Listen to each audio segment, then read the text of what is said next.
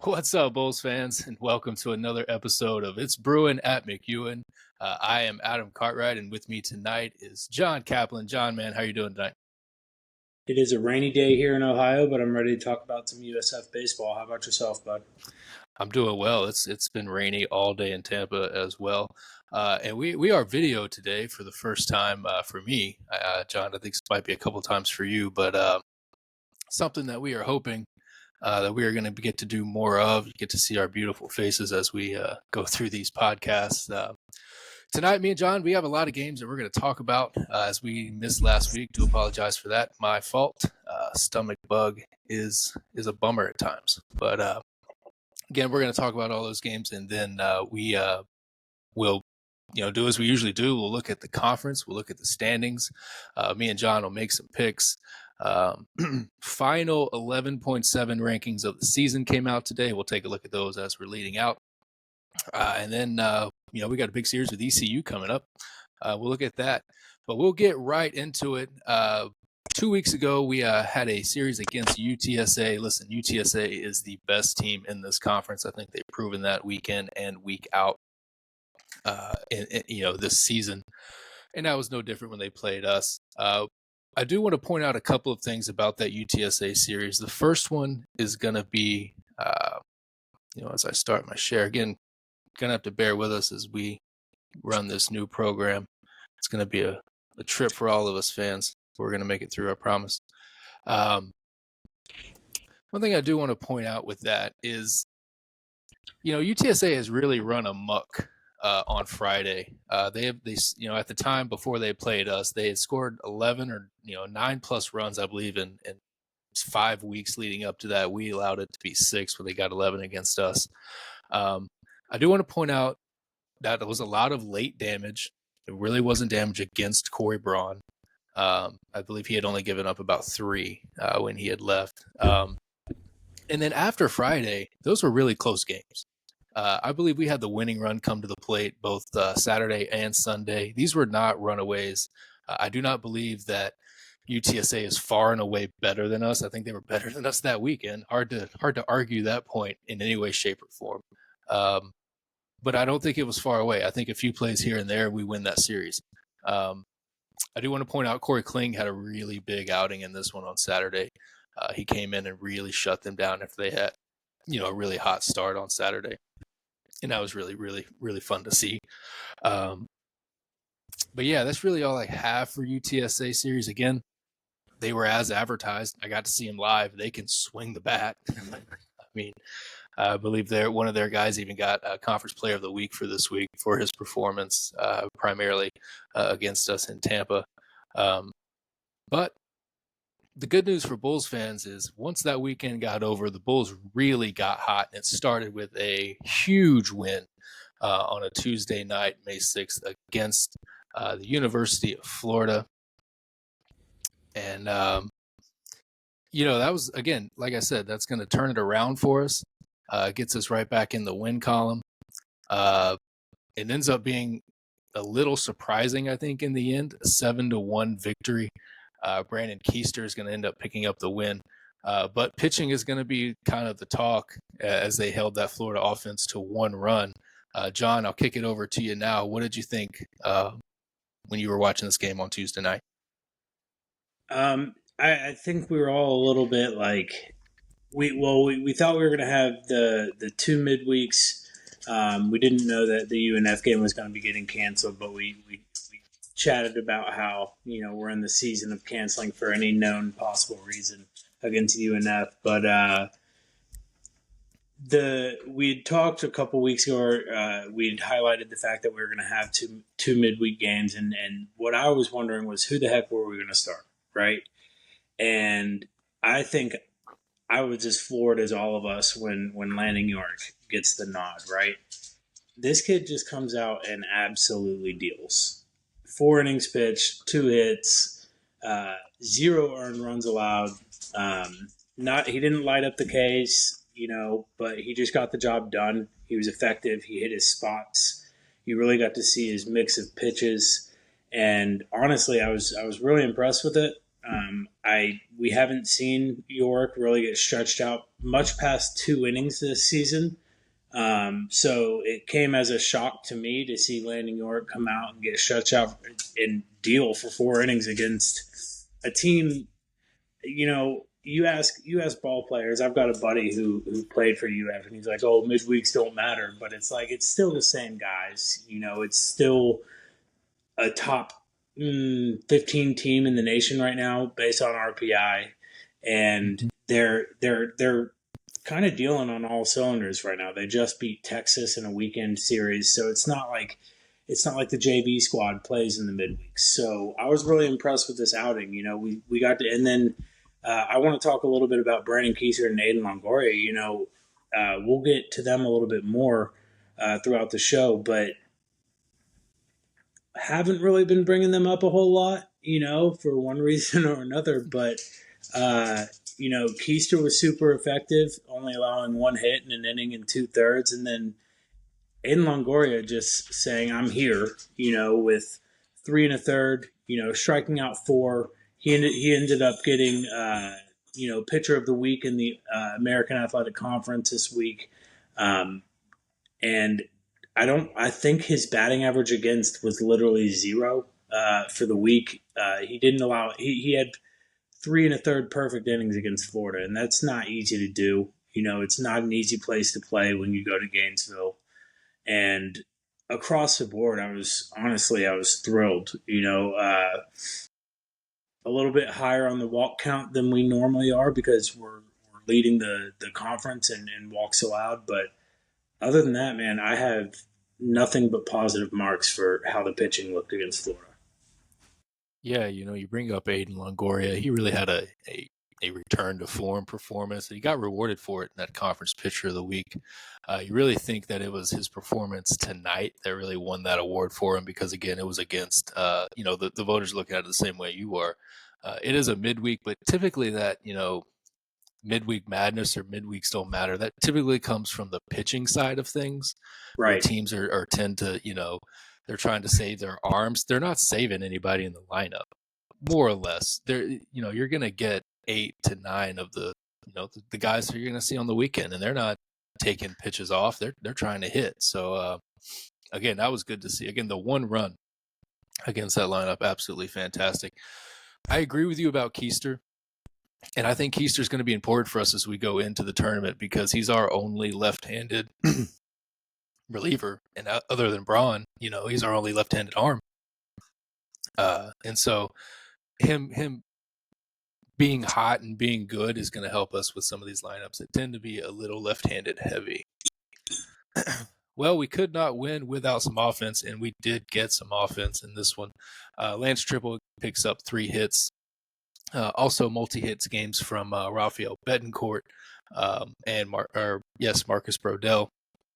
And Matt Rose comes in as a pinch hitter and picks up 2 hits in this one. 12 strikeouts, little high, but again, it is Florida. Even their off guys are probably going to have some pretty good stuff. They were wild, in the beginning with picking up some walks, but they seem to settle down. In the end, though, 7 runs gets the job done every time. What'd you think? I want to start by giving a little tip of the cap to our boy Bobby Bozer. I just hate seeing him going 0 for 4. I lost about 0 minutes of sleep because of it. But no, it was kind of an across the board. We didn't have one guy that was other than, like you just said, Lance Triple with 3 hits against former rival University of Florida. I don't know if that got his blood flowing a little bit, possibly, facing off against an old rival in the Gators. But he had 3 hits on the day. Really kind of set the stage, he didn't have many RBIs, but he did score. So he scored he did have a run scored. He just had 3 isolated hits on the day, and then we had a couple producers in Marcus Brodell and Pruitt with some major RBIs, but it was just kind of like all hands on deck and just a good offensive performance, really. I think Stuart Puckett is one of the only ones in Jackson Mayo who didn't have a hit, so it was really good to see the bats get going. we're going to need to see more of it, in my opinion, in order for us to really make some noise in the conference tournament. I think our pitching is coming around, but it's like when our pitching starts to come around, our bats are going a little bit quiet, especially from some of our key producers. But all together, just a really sound performance offensively. Absolutely. I think every game night now, you kind of what you mentioned is you're kind of looking towards trying to get a trend as we move in towards the conference tournament. Um, but again, that's a huge win for us in the end. Their RPI, I believe, at the time of the game was 19. It's probably going to get higher. Look, like it or not, Florida was not very good in the beginning of the season, but guess what? They're going to host. Whether we like it or not, there's going to be a regional in Gainesville, and guess what? If we manage to win the tournament, probably right where we're going to be. So hey, maybe it bodes well that we've already got a victory there. You know, might have to come back and win some games there in the future if we are lucky enough to do that. Well, we did keep the winning ways going. We ended up having a game canceled with UNF, as you mentioned, that midweek. But we did go down to Boca Raton and picked up another series win, which was a very, very important series win. It started on Friday night. Corey Braun versus Trey Beard for FAU, probably the marquee matchup of pitchers for the conference because you didn't really get to see Gillespie versus Braun. So again, this was and it was really a pitcher's duel in the beginning. Holy cow, shutout through 5. Things kind of started to break open a little bit there at the end. But yeah, as advertised, what'd you think of the pitching? I feel like this is a couple weeks in a row where Braun's start was the numbers don't really match up to the performance. His outing was tainted a little bit by that 3-run home run. That, I mean, as a viewer, as a fan, I thought could have been the difference in the game when we went down. And I think they went up 3-1 or 3-2 after that 3-run homer in like the 6th inning, and he continued to battle, came back out, and he got back on the right side of things. He didn't walk anybody, 6 Ks. Those were his only 3 earned runs on the day. 4 hits allowed in 7 innings against a really good FAU team.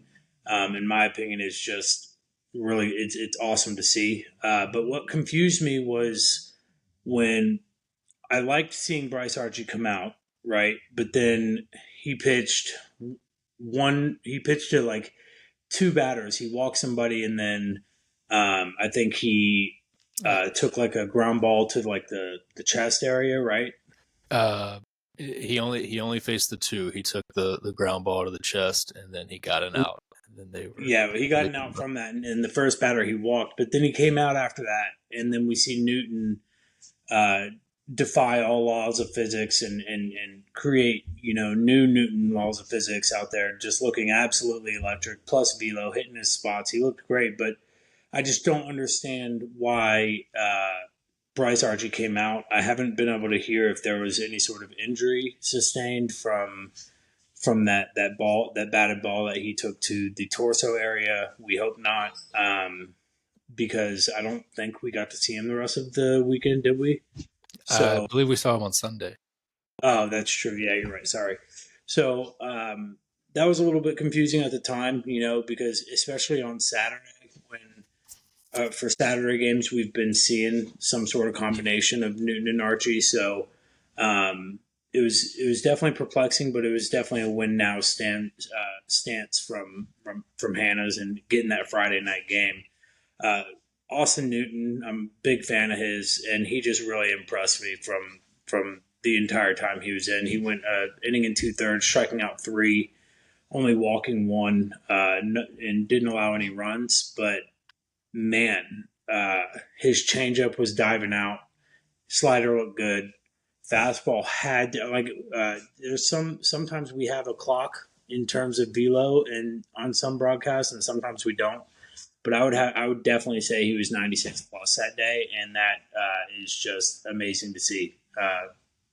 Kind of makes you wonder if we're going to start to see Newton in the back end too, because having that kind of presence in the back end, just come in and be lights out and dominant is a winning pedigree or winning recipe, So I'm interested to see what happens moving forward. Yeah, absolutely. I really like seeing Archie and Newton on the back end. That's two of our harder throwers Right. that we have on the roster. You bring them in, you say, hey, look, I need you to go get 3 to 6 outs. Just depending on where you're at in the game. Throw hard and put it in the zone, and let's see what they do with it. And I think that actually plays especially well coming in after Braun, who really, I'm not saying he doesn't have velo, but he is not an overpowering pitcher from the left side. He kind of gets it done with the movement and then the pitchability, kind of working his slider in and out. And so when you see that all game, and then you flip it around, and then you just see a BB from the right side coming in at mid 90s. That's tough to make that adjustment to. Really important here too. Like I said, the starting pitching matchup was as advertised. Trey Beard, probably your favorite to win conference pitcher of the year. Corey Braun is obviously in that discussion as well, but you saw two of them go at it. But MJ Bollinger is their guy out of the bullpen, and that's the guy we ended up getting to. And we got to him because this team has guts, man. So much guts offensively. We've talked about it from game one with the walk-off on the Friday night against Iowa. Just they never feel like they're out of it, unless you're going to have to really beat it out of them. But the offense does come through late. Ryan Pruitt with a multi-hit game. Carlos Jacome and Sebastian Greco with the only 2 extra base hits. Look, sometimes it's not going to look pretty when you're facing a guy like Beard, What'd you think? That's factual. Yeah, no. Jacome just continues to produce. We've seen. I pay a lot of attention to like the conference leaderboards on the AAC website, and it's been frustrating to see some of our names fall out of there. But one of the most consistent names that we've seen that I'm seeing still on the boards is Carlos Jacome. He's really producing on all cylinders. He's been a consistent piece for us ever since he started getting the everyday starts, and there's not enough I can say about the kid, really. Ryan Pruitt was the only guy with a multi-hit day, but we did see a little bit of but like you said, I mean, when you're facing a guy like Beard, it's tough, So we got what we needed to get done, and we handled business, Who ended up leading that rally against Bollinger? I'm not sure who led it. That's I know right. it's when Greco and Jacome and Greco both hit the doubles in the 8th. Yes. Oh man, that was electric, dude. So, because yeah, like I was saying earlier, I thought the game might have in been the over. 7th. Because Milan homered in the 7th. Exactly. So when that happened, we go down 3-2, and that can take the wind right out of your sails. But then in the 8th, we just resilient, like you said, and we came back and fought. Jacome, Greco, I believe. Greco had 3 straight hits there. Yeah. So I mean that's money, bro. Bollinger was one of probably I think the only arm that I highlighted from FAU's team that wasn't in the starting rotation. He was definitely their number 1 bullpen guy, and I think leads their team in ERA. So getting to him was definitely a pleasant surprise and very welcomed, So yeah, absolutely. I think what always really gets me about this team is, as I say, they're gutsy, but I think it's kind of an old school gutsy. I think new school, you think of the, after Milan hits his home run in the 7th, I think another teams are kind of looking for that guy that's going to hit the next home run. And I don't think that team does that at all. We come in and it's just like it happened in the 8th. It's 3 straight hits. Yeah. This team is not built on the long ball. It's built on grinding it out in the box. And I think that's going to really play well in the tournament time. Look, I can't wait to do our tournament preview. I don't know if we're going to do it this week or we'll do it post, ECU when we know the seedings and everything. But Yeah, I can't wait for the tournament preview because there's so much stuff about tournament baseball, that you kind of have to. You don't throw away the regular season, but there's just things that are going to play, and I think that's one of them is teams that can really grind out at bats and can Right. really be gutsy, especially on days 3 and days 4 of that. Well, John, do you have any final thoughts about the Friday game before we move on to Saturday? No, honestly, I was just you starting to talk about tournament ball just made me want to keep going on that. So All right. move on to Saturday. Yeah, we will. We'll kick it on down. Well, Saturday, again, playing for the series win, ended up picking it up, and that is always fantastic. I believe Nedro got the start in this one. He did. Yeah, it came out early. Get this shared. By a comeback on the hand, right? Yeah, look, comebackers got us this week. Was a 9-4 victory. Aiden Longoria picks up the win in this one. Again, all that playing towards his conference pitcher of the week performances. But Jack Nedro did start it off. As you mentioned, he did come out early. No earned runs. Was 3 runs, but again, none earned. Again, the hand injury, I think, played into that. He did fight through it, though. I'll give him credit for that. Another strong performance from Corey Kling in this one. What stood out to you? Honestly, he can go right in the same category as Keiser and Longoria. Another name that disappeared there for a minute. He came back against Florida, like we talked about, but he was just one of those guys that was almost a shoe-in for like a key back end of the bullpen guy. But I don't know if he may have been struggling with some sort of like undisclosed, undocumented injury or something, because we saw the Corey Kling of old. He's not going to blow you away with velo, but he's got some velo. He's got a good mix of pitches, and then he just came in and settled it down. Because we got down to that. We got down early, right, and then he came in and provided that depth from that we needed with our starter exiting early. 5 1/3 innings, 5 hits and 1 earned run.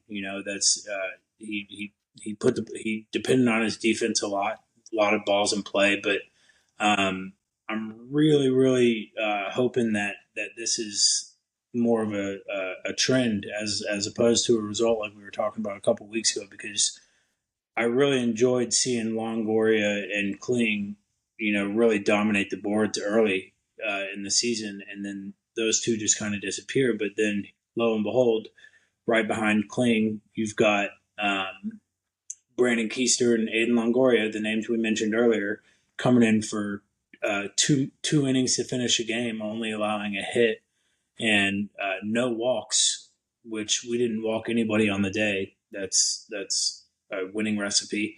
But I mean, if we're going to make some noise in the tournament, we're going to need production from all of these guys. It's going to be gritty. It's going to be a bloodbath. And we're going to need people to step up like they haven't stepped up before. And we're starting to see this team ramp up into tournament shape from a pitching standpoint as well as hitting. Absolutely. You heard me mention earlier about the importance of Keister and him being that left-handed side. But, Longoria and Kling, even though they're righties, they've kind of proven to be an important piece to our success, because when they were successful in the beginning of the year, we were rolling, and there was a lot of high hopes for what this team could be. When they started finding some inconsistencies, that's when everybody started kind of backtracking, right? Backstepping, like, oh, is this for real? If they turn it back on, I think you're right. I think, suddenly this bullpen gets really, really deep. And when the bullpen gets deep, that's going to be a really good thing for us leading into the tournament.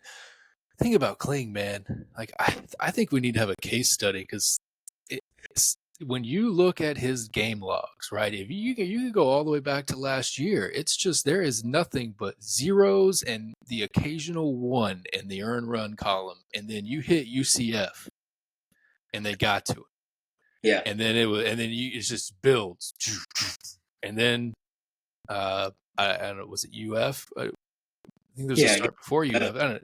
Anyways, he comes in, and then it's just like, it goes back to it, like we're getting back to the old Corey Kling. But I mean, usually when you have inconsistencies, it's inconsistencies. It's up, it's Scattered. down, it's finding when it. But like you can put clear demarcation lines of Right. what's good and bad. That really makes you wonder about what was going on in that portion. That's why I was But wondering about injury possibly. it's that's one of the things, and we don't really get a lot of information on that. And you don't really want to speculate too much on it, but that is one of the indications, right? That Yeah. something was physically different for him Yeah. during that period. He did get a bit of a break, Yeah. um, and then he came back. So maybe that was something. But hey, I hope he's healthy and right because, like you said, he's going to be an important piece to what we're doing.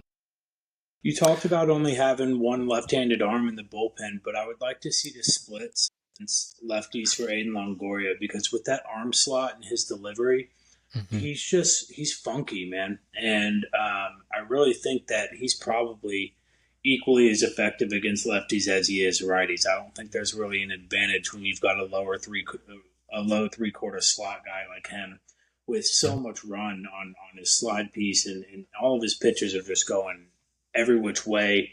When he's on, it's a lot of fun to watch. It's when he's missing middle that he gets exposed, but he's just been lights out, and I'm hoping that that just continues because I think that he could be highly effective, especially in like small and key points in games where we need to have a guy come in and get 2 outs. No matter what the matchup is, no matter if he's facing righty or lefty, we know this guy's going to come in and he'll have the advantage because of his stuff. He's got a real funky arm angle and he's got a mix of three really good pitches when he's on. So I'm excited to see how exactly that pans out moving forward against ECU and in the tournament. Absolutely. Just real quick point of clarification. I do believe there are other left-handed arms on the roster, For but sure. there is only one that, Coach Hannes has shown enough faith to really use, um, and that has been Keister. I think we've seen Corbin Little a few times this year as well, but maybe we'll need him too. But um, Keister is definitely a left-handed arm that we're going to see, and we're going to see in some big spots. Caleb Punsack, too.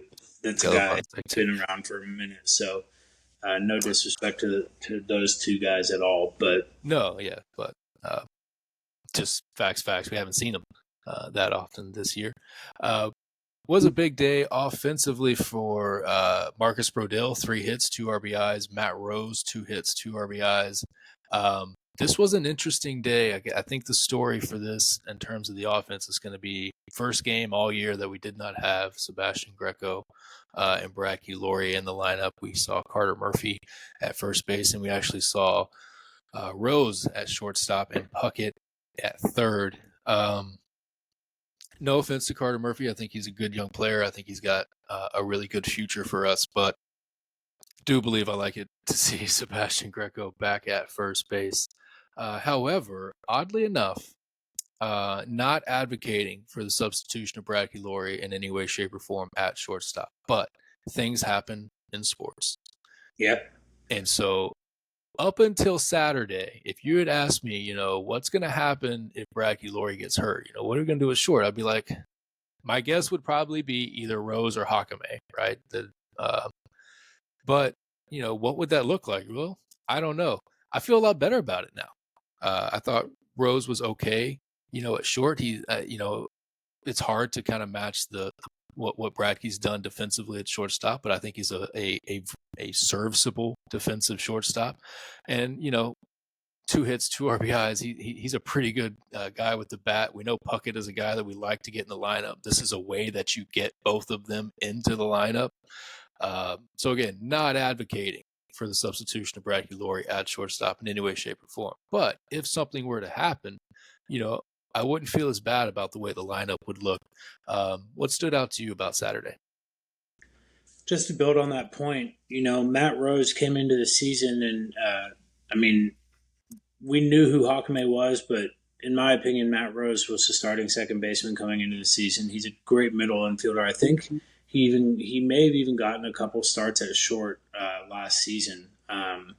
I felt really like I was surprised, as just as surprised as you were to see him starting at short over Laurie, but definitely reassuring seeing how smooth he was with his hands, and it's a good problem to have. Middle infielder that generally crosses over when you're playing at a D1 level.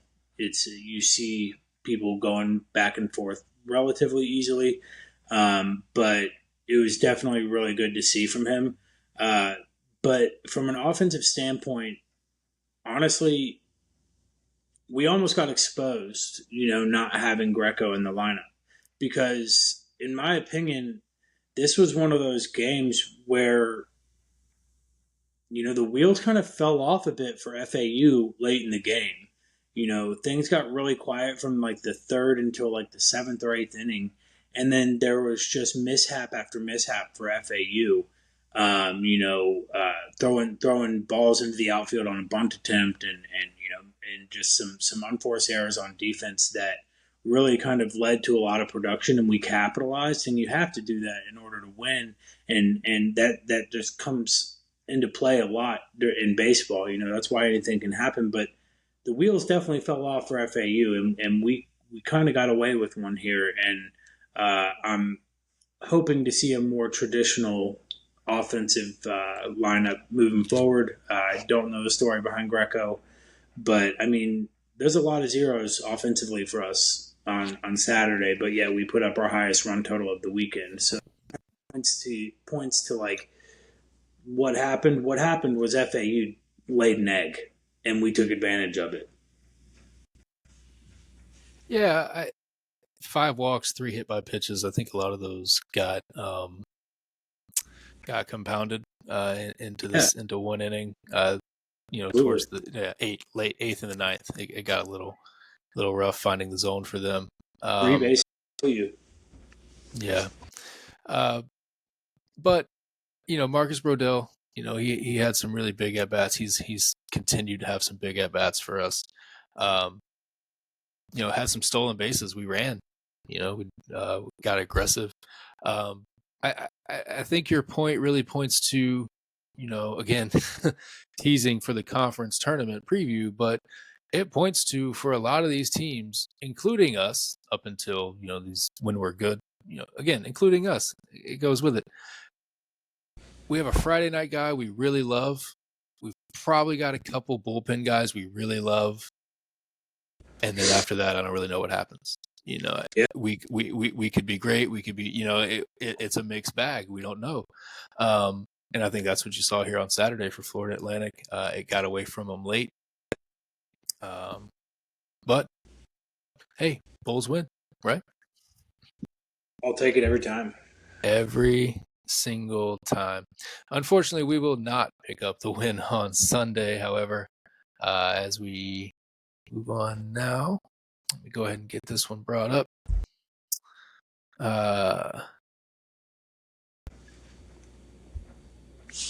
Sorry.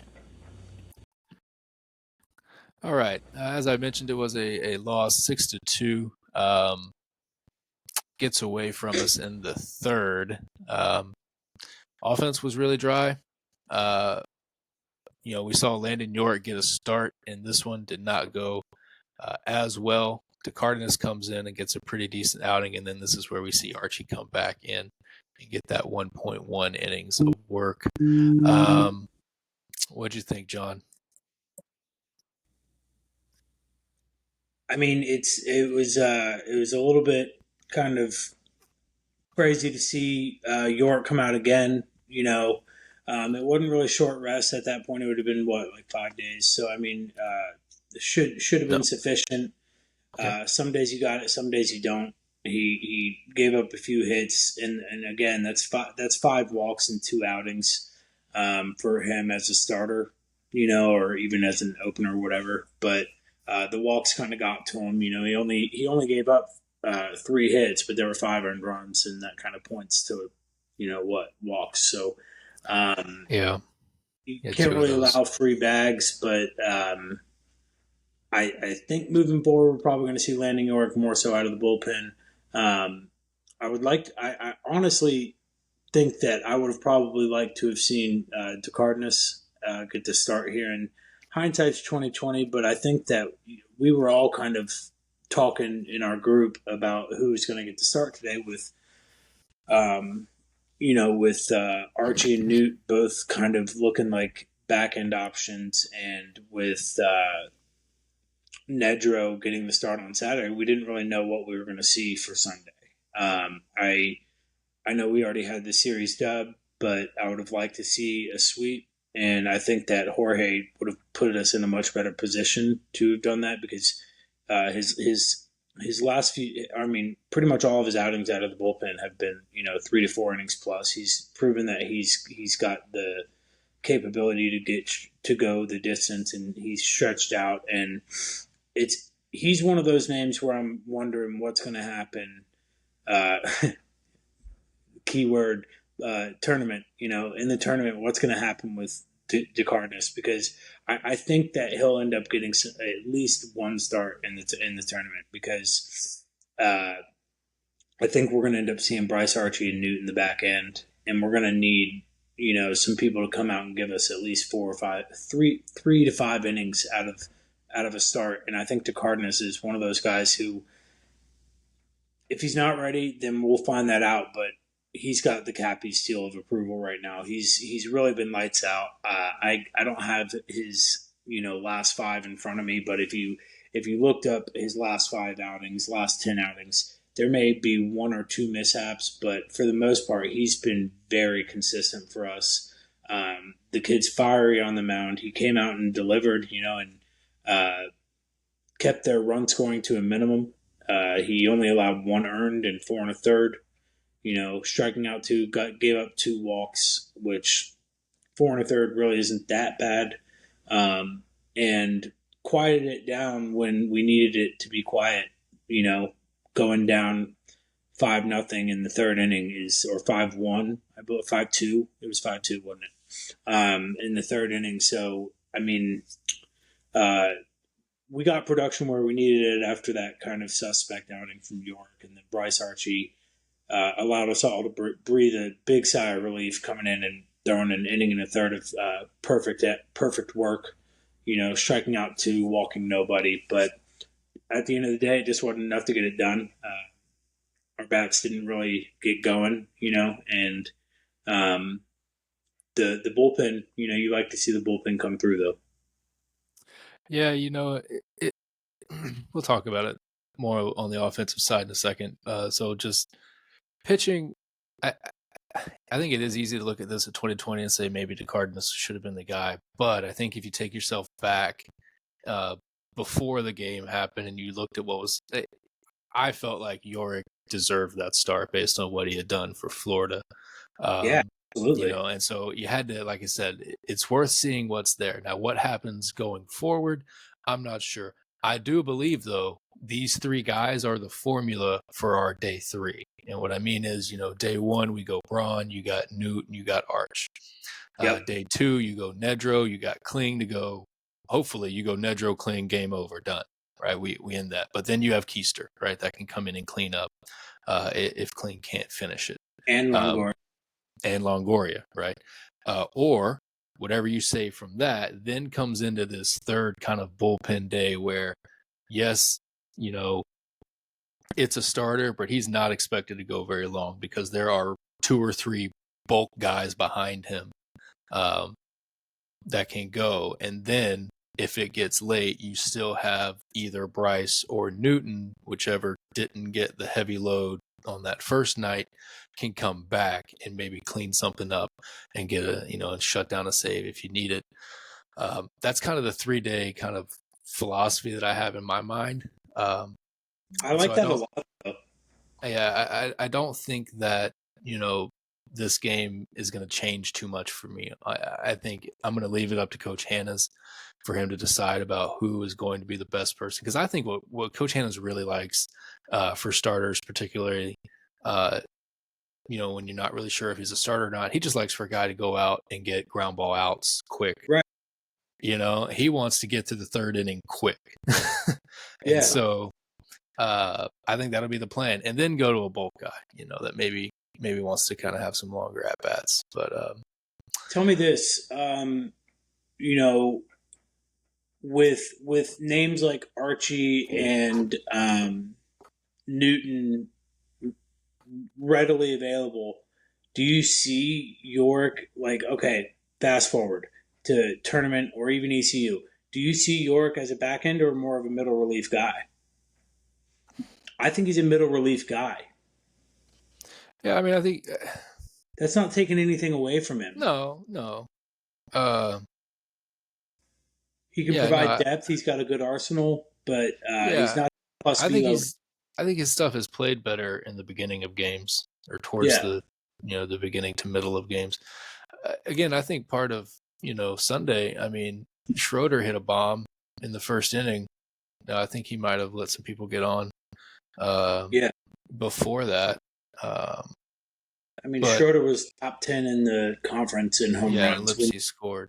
That's kind of what I was going to point out. Schroeder's a great hitter who we had kept quiet for 2 days. He broke out. You got a goose egg out of him on Friday, I think. Right, and so I mean, he makes it 2-0 right off the bat, and then of course he gets a little farther away from us on as it moved on. Anthony Quigley, though, was another guy that's going to get a start here as Mayo would get a day off. Yes. He's interesting, man. I mean, he made some catches. He made some catches. He got to some spots in left field where he almost overran the ball, and it was deep in a gap. Like the commentator off the bat is thinking this may be a hit, and Quigg's having to slow down, to try to stop to make the catch. Also really got him really long. Super intriguing freshman, man. I think he's got a huge place in our lineup moving forward. Really big, and I'm really intrigued by him. He does, and I think I love Ryan Pruitt, but I don't know if we can keep that man out of center. I really don't. He's stereotypical center field material. He covers so much ground, and that is nothing against Ryan Pruitt. I think you are a fantastic center fielder. But wow, he's fun to watch, man. Especially when he gets 2 hits, picks up an RBI. He had a big day. He's got an arm too. Yeah, it's just crazy that there's really not a lot of room in the outfield right now. But he's fun. He's going to be fun. Could I be the public enemy number one and say that there could be room for him in right field? Yes. Not sorry, but I mean, keep Brodell's the right fielder's got to be in the lineup. I don't care how you do it. Somehow, some way, that man has got to be in. That bat can't leave the lineup. No, absolutely not. But I mean, Brodell put him at DH, and this is just spitballing here. Yeah, I understand. And we've talked about it, with that DH position with Betancourt, it kind of hinders because he really doesn't have a defensive position, and he's hot. He's been hot for almost a month now. Yeah. And so he's another one you can't take out of the lineup, and so it's tough because I mean I'm with you. I think this kid, I think he adds something to the lineup that really is game changing in the way he runs. Yeah, definitely changes the outfield in the way he runs. He's got to build like Ellie. You know what I'm saying? Like he's not as big, but like the way he runs reminds me of Ellie. Yeah, I saw him play live in Cincinnati this year, and the strides are almost unhuman, and that's what I see when I see Quigley run. Mm-hmm. He's great. Yeah, and you got to think, with a full season in the lineup, he's going to steal about 30 bases. And I don't think we've seen enough to put him in over Betancourt or Brodell, but like he's not. That's what these are fun for. We just kind of spitball, throw stuff out of wall, see what sticks. But it's another thing where you look at it and you're like, you know what? Sometimes things happen. If something happens in our outfield, I'm pretty confident with Quig, He's first man up for sure. he doesn't have to hit a double, Mm. to be effective. Singles into doubles for that man. Yeah, absolutely. Fun. Like I said, just looking towards the future. He's gonna be absolutely fun to watch. Well, as always, we were not the only American baseball team playing last week. There was some, obviously some other games going on, and we got to take a look at those because as we inch closer and closer to that tournament, all of these games matter more and more to us. So as I'm bringing that up now, again, these scores are going to be brought to you by D1 Baseball. If you are a fan of college baseball and you don't know about D1 Baseball, I'm not sure how you're following college baseball. Fan of college baseball. Yeah, they are. They are the worldwide leaders. This screen hasn't come up for y'all yet. Yeah, I'm seeing it. Why are we having so much issues right now? Oh, you're seeing it? Good. It's black on mine for some reason. Like I said, fans, new program. Good. We're going to get it all figured out. Last week, so like I said, Florida Atlantic at South Florida. We took that one 2-1. Charlotte with a sweep of UAB. That played huge in the series standings, or the conference standings. We'll look at that in a minute. Rice picks up a 2-1 victory, or a series victory over Wichita State.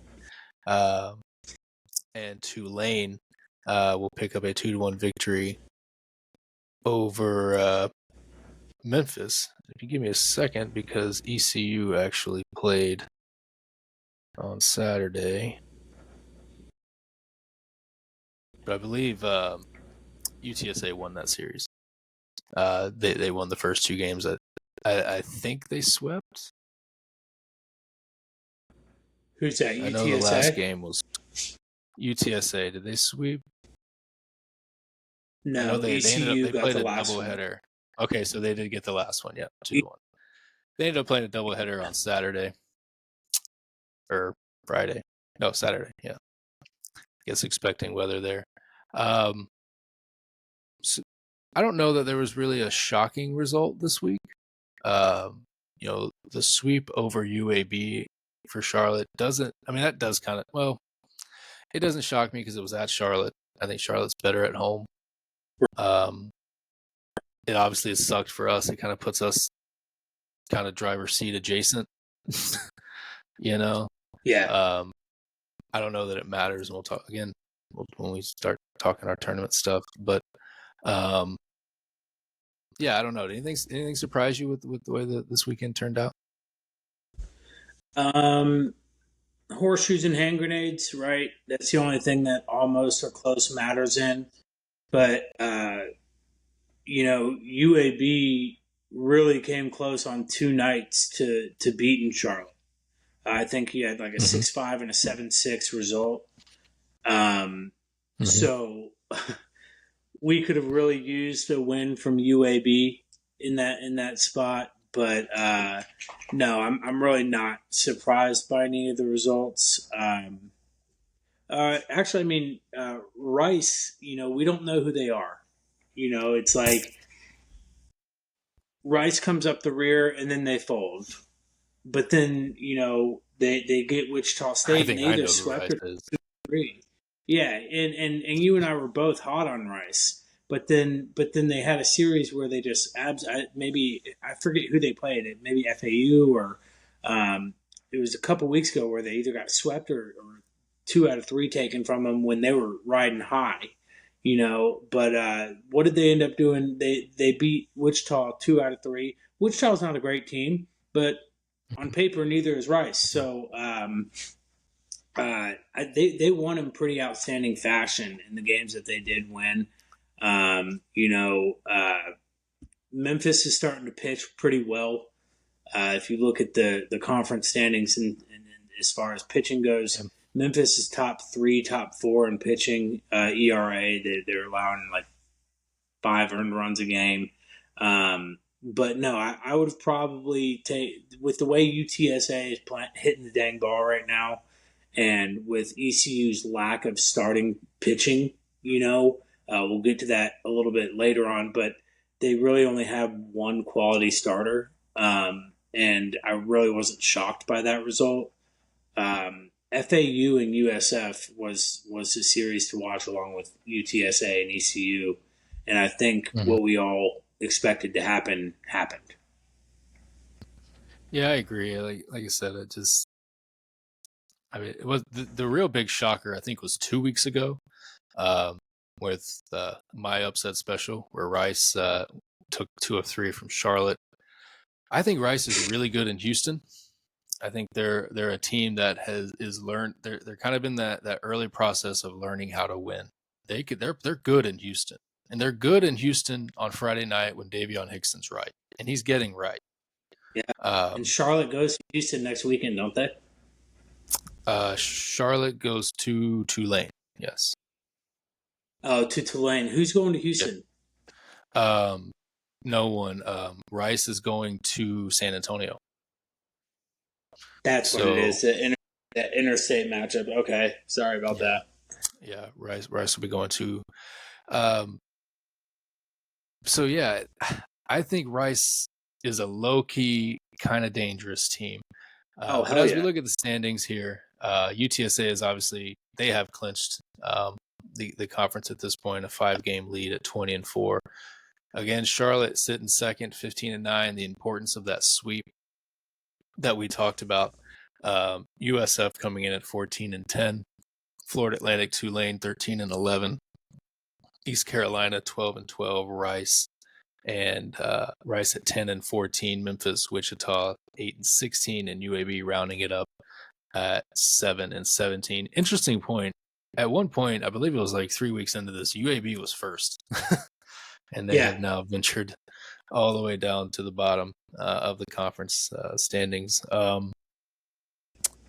Look, there's a lot of interesting things that are going to happen here in this next with this next weekend. I mean, UTSA is locked into their spot, but that's about really it. When you could say is a lock, um, you can group some things. Uh, and look, we'll just talk. 2 through 6 grouped. Yeah, Some you can group fluctuation. like I believe Rice.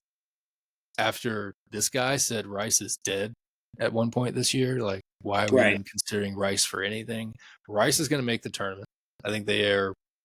I think when you look at all of the situations, like If they get swept by UTSA, there's a chance that they don't. but here's the thing: Rice and Memphis, um, or I'm sorry, Memphis and Wichita State are going to play, and so Oh, so they can't both rise. Okay, one of them also has to sweep, that is right? huge for And Rice. then That's big. right, because also I think the other kicker is Rice actually has tiebreakers over all 3 of them, over Okay, UAB, Wichita, and Memphis. So so they're I, in. I think Rice is in. They're now they are not mathematically in. There is a scenario that gets them out, but it would be hard pressed to get to that scenario, I think. So, and I also would be pretty convinced that they're going to come in as the 7 seed because, like I said, even if they they end up tied, they're going to get the tiebreak over whoever ends up being that. So I think they're going to be the 7 seed, and that is important because in the tournament bracket, 2, 3, 7, and 6 are the pod that's going to play seeding wise. 2 is going to play 7 first. So if 7 is Rice, and I think Rice is a heck of a lot better with Davion Hickson on the mound, and then anything else that happens, I don't want to play Rice first. I would rather not play Rice first. I Yeah, think they're dangerous. I think they're most dangerous on Friday night. So it's one of those things where I don't know if I want the 2 seed right here. I think the 2 seed and the 3 seed are pretty much the same. I don't think there's any shot in getting the 1 seed. I don't think we want to fall 4 or 5 because that's when you get into the bracket with UTSA. But I mean, Heck, there's a chance we fall all the way to the 6. Yeah, I mean, anything can happen. Yeah. I think playing at the Red is going to help us, which I mean puts a heck of a lot of emphasis on, creating an environment this coming up weekend for the series against CCU. We're going to need everybody to show up and show out. I know that you guys will be there and do your due diligence, but man, there's really anything could happen with that mix. Do we have the schedule for this upcoming weekend? I do. I can bring that up real quick. I do know the big one is going to be, like I said, is Charlotte at Tulane. Huge. That's going to decide a lot. The other big one is Wichita. I believe is at.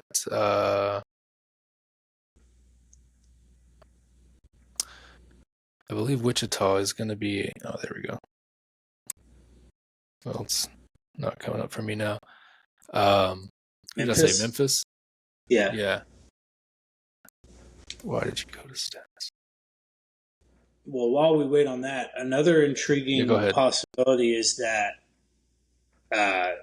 whoever wins on Sunday in San Antonio, they might just be able to tip their hat and say, see you in the first round, and they may end up getting 4 games in a row against each other, because if Rice ends up the 8 seed, which isn't super likely, but that would be another pretty cool storyline to follow into the tournament for sure, because that interstate rivalry is something to speak about. Yeah, absolutely. I don't know why I got 2 screens up here right now. But you can see Florida Atlantic will go to UAB. East Carolina will come to Tampa. Memphis will go to Wichita State. Charlotte at Tulane. Rice at UTSA. Okay. So, let me see. I don't understand why that is sharing like that. Some intriguing matchups for sure, though. I would say it's a lot more entertaining of a slate than this past weekend was, just on paper. Absolutely. And I don't know if that comes from just the magnitude of tournament being right around the corner. There's a lot of weight with each matchup, but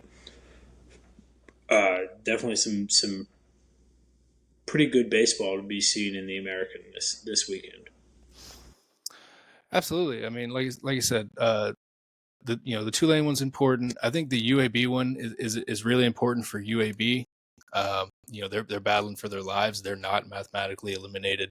Florida Atlantic's obviously going to be fighting pretty hard, to fit their spots. And so it's interesting, even UTSA, they're going to have to battle with Rice. I mean, that's probably the least intriguing matchup in terms of positioning. Right. So, but it is interstate, and they're going to want to get all that going. But yeah, so why don't we go ahead and try to make some picks here? We'll go ahead and look at the first one. Is going to be Florida Atlantic at UAB. As I'm trying to fix this screen situation. Who do you like in that one? Florida Atlantic at UAB. I'm taking UAB 2 out of 3. UAB 2 out of 3. They play tough. And if tough. They can get beard on Friday, anything happens. Yeah, that's true. And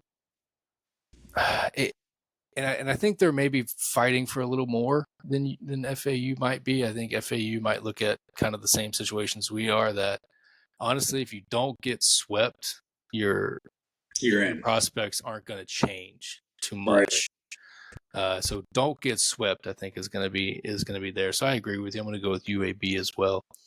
Next we go marquee matchup, really. Memphis at Wichita State. Winner is in. Who do you like? I went first last time. You picked first.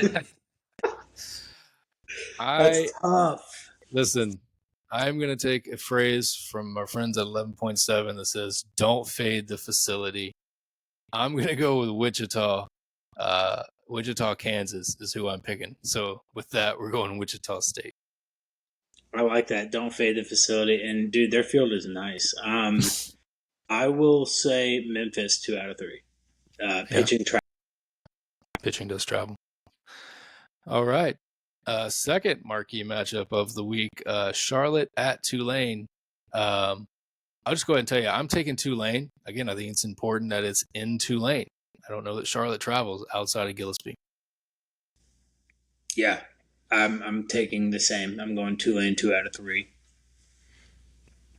Fantastic. Alrighty. Well, we'll move on now. We'll start looking at the next week's matchup. As East Carolina will travel into. Go ahead. Oh, UTSA and Rice. Sorry. See, dude, I just forgot about it. That's how much. That's how little I thought about it. Who do you like? UTSA with the sweep. It's a good pick. I think they go ahead. Yeah, I think they sweep. Don't fade the facility, like your boys say, but there's no such thing as sitting your starters in college baseball. There's not going to be any sort of foot off the gas. They're riding high. I think if you ask anybody in burnt blue and orange, they should have swept ECU in their mind. And they're going to want to get right before traveling to Clearwater. And I think that, they're far and away the best team in the AAC as it stands right now. I think they make a statement against Rice, and I think they sweep. I think 2 out of 3 is a safer bet, but I'm gonna say sweep. Yeah, 20-4, hard to pick against them. Yeah. How many losses do they have at home in general? Yeah, not many. I'm doing it. I'm picking Rice. I don't know what it is, man. Like I think they're gonna get it right. I think there's going to be a bit of a layoff with the fact that UTSA is playing for nothing this weekend. You know what I'm saying? Yeah. Like they are playing for nothing. They can get swept, and I guess because they're not even putting in a bid to host. Like they've already came out and said it that they're not going to host. So it's like I don't know. I'm picking Rice. So all right. I love. We will now move on. Take a look at, or we'll just talk about the game coming up with ECU, or series coming up with ECU. Look, ECU is struggling. I don't know if things are completely right in their locker room or their clubhouse. I don't know that they're getting very good starting pitching, which is what it is, But John, I know you got some notes about some of their big key performances. So go ahead and let us know what fans can watch out for as they watch this ECU series. So, from an offensive standpoint, we match up with them. Like I think we're third and fourth in terms of like overall offense as a staff. They come into this week with a team batting average of 284. Their OPS is 797. They're pretty low on the totem pole in terms of home runs. They're not hitting the long ball in conference too much, and they've got 180 strikeouts to 86 walks on the season. But in terms of who you got to watch out for with the stick is first is Jack Herring. He's 9th in the conference in OPS, 4th in the conference in batting average. He's got a 368 batting average on the year in conference play and 1.007 OPS with 21 hits. Next is Braden Burris. He's 5th in batting average in the conference at 366, which is very competitive. And 2nd in hits in conference, total hits. And he's got 34 hits on the season, so he gets it done with his stick. And then lastly is Colby Wallace. All 3 of these guys batting above 300, with Colby coming in at 306 and an 844 OPS and 30 hits on the season. He's 9th in hits in the conference. their slugging isn't much to talk about. They don't do a lot from a slugging percentage. They don't do a lot from a power percentage, but they have a lot of guys that can hit the dang ball. I'm only bringing up these three names because, you can talk about 260, 270 guys all day, but they had a bunch of those, whereas these were the three notables that really have stood out, and especially over the past 3 weeks, other guys have stood out on the stat line as well. They hit the ball, and I think that's probably been their saving grace because they don't really have a low point in their offensive lineup. But from a pitching standpoint, especially in conference play, if you look at season stats versus conference play, their season stats from a pitching standpoint were better than they are now. In conference play alone, they've got a 6.16 ERA. They're allowing teams to hit at a 284 clip against their pitching, allowing 34 home runs, which is second in the conference, second most home runs allowed by a pitching staff, and 67 extra base hits, which is also top 3 in the conference for how many they've allowed. Listen, it's simple. The only thing that they have that is a surefire bet is Ethan Norby. In past weeks, I like to do my preview of the teams, and every single time it's been 6 starts, 6 starts, 6 starts, 7 starts, 7 starts, 7 starts. We haven't seen fluctuation in their weekend starters. But with ECU, that's not the case. Yep. The only guy who's got consistent starts is Ethan Norby. He's got 7 starts on the season and 43 innings pitched. Through and through the leader and for that staff in those areas. A 4.60 ERA, which is not that competitive. 49 to 16 K to walk ratio. But one thing, the 49 Ks I will talk about because that's good enough for the 5th in the conference, and he's 1st in the conference in strike and backwards case. So he's got some swing and miss stuff. But he has gotten hit around at times as well. The 3 coming in behind him, respectively, have 5, 2, and 1 start on the season. It's a mixed bag. Sometimes you're seeing an inning or 2 out of one guy, and then somebody will come in for 5 innings after. You got Brad Pruitt, Jake Hunter, and Ethan Young. Really, just the notable things on them is Pruitt's got a plus, like his ERA is 7.08, but he has 5 starts, so that's notable. And I think that we are going to see him in some fashion. 225 batting average against, which is good enough for top 10 in the conference, as well as only allowing 27 hits in that span. That's good enough for top 10 in the conference. Jake Hunter, really, really good ERA, 3.28, only has 2 starts on the season in 24 2/3 innings pitched. And he does not walk a lot of guys. 21 to 4 strikeout to walk ratio. He's top 10 in ERA, batting average against, and total hits allowed in conference. And then lastly is Ethan Young. Only 1 start on the season, which I think might have been last weekend. But I'm not sure on that. 28 1/3 innings pitched, 4.45 ERA. But a 215 batting average against is pretty dang impressive. All of those guys are, sub 250 batting average against. You're gonna have your opportunities. You got to capitalize on walks because their staff does have quite a few walks on the season. But I think if we play our style of baseball, it should be pretty similar to the FAU series. But we're gonna have to hit the ball. I just don't. I don't see it playing out like it did last weekend where we get those maybe it does though, because you talked about the hit by pitches and walks on Saturday against FAU. Those things come back to bite you in the ass, and they are walking quite a few people, but we can't depend on errors. We're going to have to bring the sticks, and we're going to have to bring the heat, Absolutely. Like you said, I think we're primed up to really pull off a series win. I think it would be disappointing if we don't. I think we're the better team this weekend. When's the last time we've been able to say that against ECU? Right. Crazy. And I think it's indicative on both sides. I think we've made a lot of gains, but again, I don't know that things are right. And there's a lot of speculation about what's going to happen with Cliff Godwin in the offseason, but Heard he's going to what? Ole Miss. Yeah, I think Mississippi he's State SEC. has been Mississippi State. has That's been what it mentioned. was. Yeah. So yeah, we'll see what happens.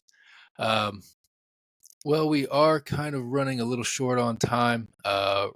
Real quick though, before we get out, I do want to look at the final 11.7 midweek rankings.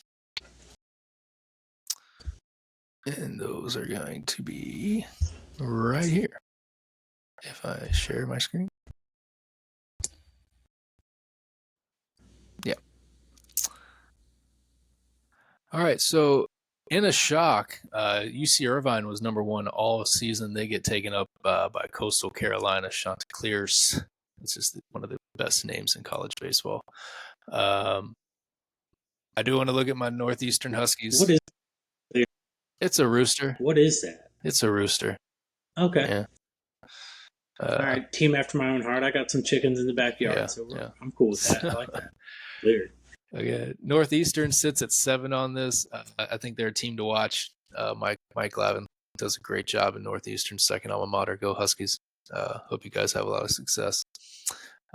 Stetson Hatters is going to finish at number 10. Crichton Blue Jays, led by two former USF coaches, and Mark Kingston and Billy Mole. They come in 34-14, having a really good season. Billy Mole aside, I'm going to leave that alone. If you are South Carolina, reap what you sow, because you let go of Mark Kingston because he couldn't take you to Omaha every year in the SEC.